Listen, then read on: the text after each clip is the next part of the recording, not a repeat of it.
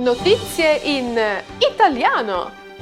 Read the latest news in Italian with me and expand your vocabulary while also learning some interesting facts. This is a new episode of our most popular series here on YouTube, but have a look at the other playlists as well.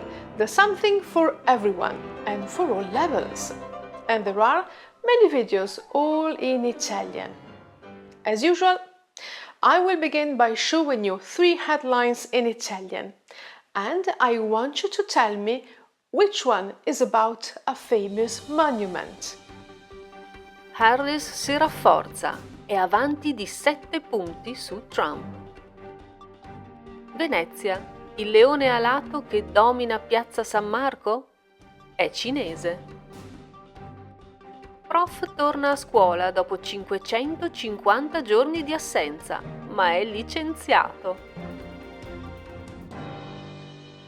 Quale di questi 3 titoli parla di un monumento famoso? Which one of these headlines is about a famous monument? Not sure?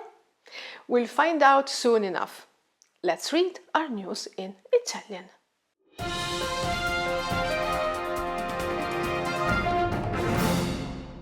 Cominciamo con l'argomento che tiene gli Stati Uniti con il fiato sospeso, la battaglia per la presidenza. Our first headline takes us to the United States, where the battle for the presidency is keeping everyone in suspense. Harris si rafforza, è avanti di 7 punti su Trump. Harris is stronger, surges ahead of Trump by 7 points.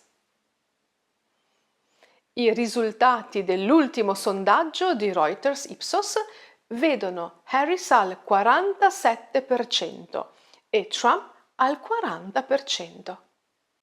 The results of the latest Reuters Ipsos poll place Harris at 47% and Trump at 40%. Diversi i risultati di Fox News, emittente notoriamente vicina a Trump, che lo posizionano al 48%, soltanto 2 punti dietro a Kamala Harris. Different results according to Fox News, a broadcaster close to Trump, which place him at 48%, only 2 points behind Kamala Harris.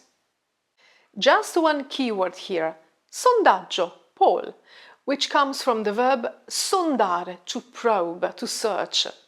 An example. Gli ultimi sondaggi si sono rivelati inattendibili. The latest polls proved unreliable. Intanto, il duello a distanza tra i 2 candidati alle presidenziali continua senza esclusione di colpi. Meanwhile, the long-distance duel between the 2 presidential candidates continues with no holds barred. Nel suo ultimo attacco, Trump ha affermato che Harris ha più problemi cognitivi di Biden.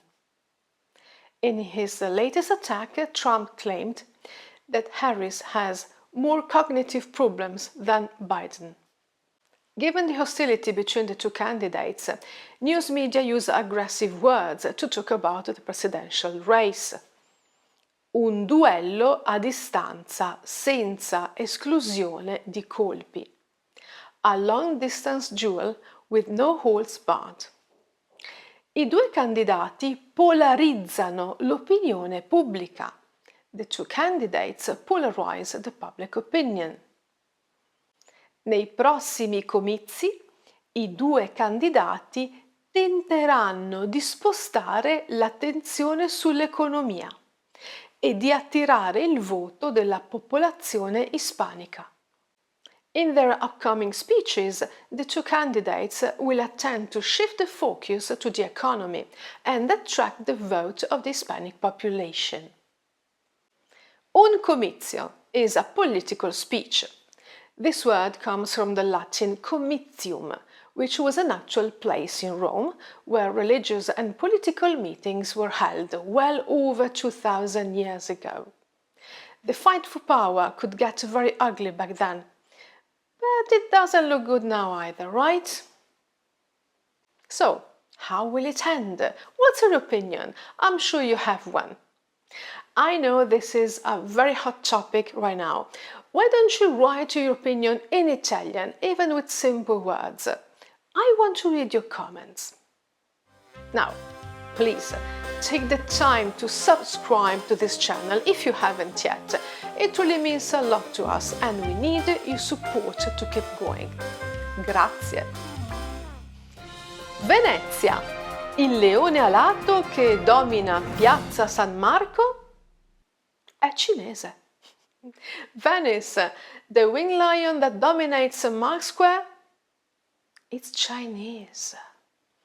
Il leone alato, the winged lion, is a cherished symbol of Venice and the Veneto region, so of course the news of its Chinese origin sparked jokes and laughter on the internet. Domina da secoli Piazza San Marco a Venezia, dalla sommità della sua colonna. È la statua di un fiero leone alato. Dominating St. Mark's Square in Venice for centuries from the top of its column is a statue of a proud winged lion.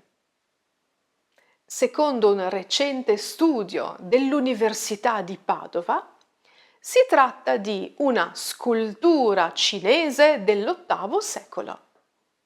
According to a recent study by the University of Padua, this is a Chinese sculpture dating back to the 8th century. E non è nemmeno un leone, ma un animale fantastico guardiano di tombe. And it is not even a lion, but a fantastic gravekeeper animal. Considerate le dimensioni colossali, 3 tonnellate di peso e 4 metri di lunghezza, doveva sorvegliare qualcuno di davvero importante. Considering its colossal size, 3 tons in weight and 4 meters in length, it had to guard someone really important. E continua a farlo anche dopo secoli. And it continues to do so even after centuries. And this was the headline about the famous monument, of course. These are the 2 columns near St. Mark's. There's a lion on one side and a warrior saint standing on a dragon on the other. But it's not St. George, it's San Teodoro. I'm sure you have noticed them if you visited Venice. We talk in detail about this new finding and what it means in our latest advanced content on Patreon, so look at the video description if you want to know more.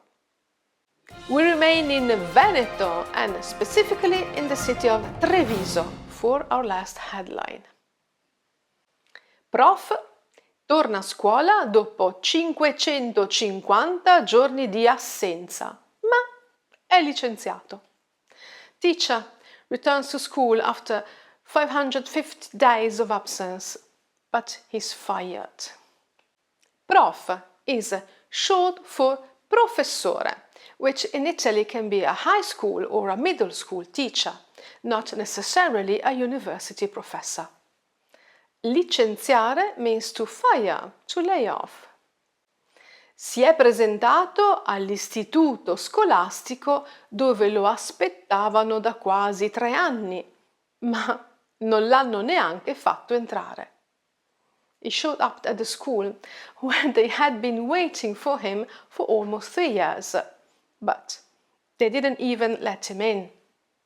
Il prof assenteista era già stato licenziato. The absentee teacher had already been fired. Dopo la lunga assenza, il prof fantasma ha provato a riprendersi la cattedra, ma è stato fermato all'ingresso. After his long absence, the ghost teacher tried to regain his chair, but was stopped at the entrance. La scuola aveva già timbrato il provvedimento per il suo licenziamento a sua insaputa. The school had already stamped his dismissal order without his knowledge. So, the teacher here is called il prof assenteista and il prof fantasma, the absentee teacher and the ghost teacher. L'assenteismo, recurring absence from work, is a serious problem in Italy, especially in public administration, but also in private companies. The word cattedra indicates the teacher's desk and also a teaching post, or more specifically, a university professorship.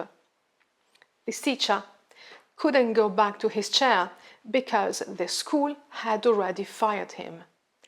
A sua insaputa, without his knowledge.